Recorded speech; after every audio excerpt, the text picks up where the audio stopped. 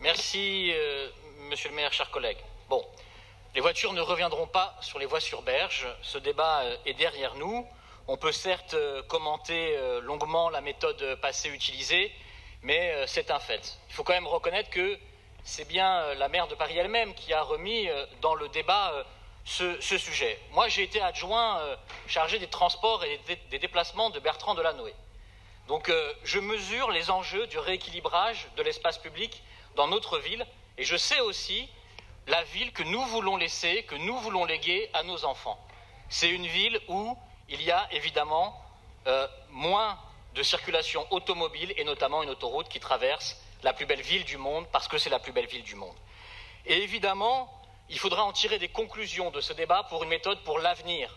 Oui, l'échelle doit être désormais supérieure, notamment celle de la métropole. Et en ce sens, nous avons besoin d'un véritable plan de déplacement métropolitain pour que les flux de circulation soient gérés au bon niveau. Et à cet égard, il faut accepter aussi de sortir de soi, de convaincre, de parler, de se mettre autour de la table. Moi, je regrette que la maire de Paris n'ait pas souhaité aller chez Nicolas Hulot, même pour réaffirmer sa position, parce qu'on a toujours intérêt à susciter l'adhésion plutôt que les reproches.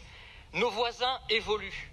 On voit bien avec Autolib, avec Vélib, qu'il y a eu une évolution autour de nous, dans la métropole et dans la région. Donc appuyons-nous sur les leviers des personnes, des élus, des territoires qui se rendent bien compte qu'il faut changer les choses. Mais pour ça, il faut rassembler, il faut convaincre, il faut unir.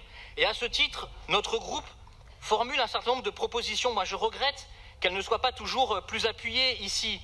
Le métro la nuit a été cité, les renforts de bus en petite couronne et en grande couronne, mais également le bouclage du tramway qui a été, encore une fois, balayé d'un revers de main ce matin. De ce point de vue-là, la présidente de la région doit prendre ses responsabilités, parce que ce sont des sujets qui engagent la région. Mais reconnaissons que si nous voulons une lutte efficace contre la pollution, il faut accepter dans le débat, dans nos discussions, de distinguer les véhicules propres des autres.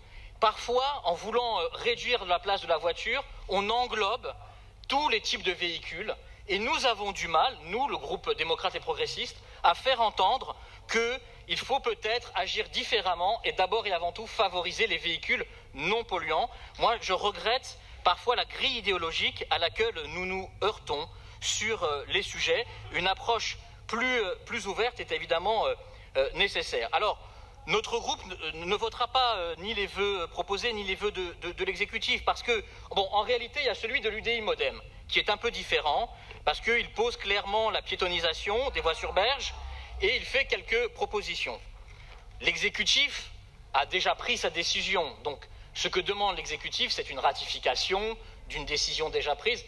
Parfois, d'ailleurs, j'ai entendu les groupes ici et là qui sont très attentifs à la démocratie et qui se formalisent davantage quand on demande ce qui est une forme, il faut le dire, de piège et de plébiscite. Parce que c'est de dire, bon, mais finalement, la décision est déjà prise, on vous met devant le fait accompli et on vous demande de la ratifier en tendant un sorte de pledge.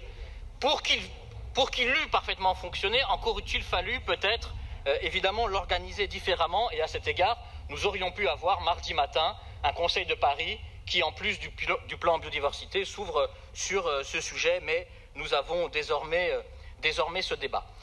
Pour autant, nous pensons qu'il faut sortir par le haut de ces sujets, non pas par des vœux qui soient des vœux qui finalement viennent remettre en cause la piétonisation sans oser le dire, ou bien un vœu qui demande une ratification d'une décision déjà prise, mais plutôt œuvrer pour construire ces décisions à la bonne échelle.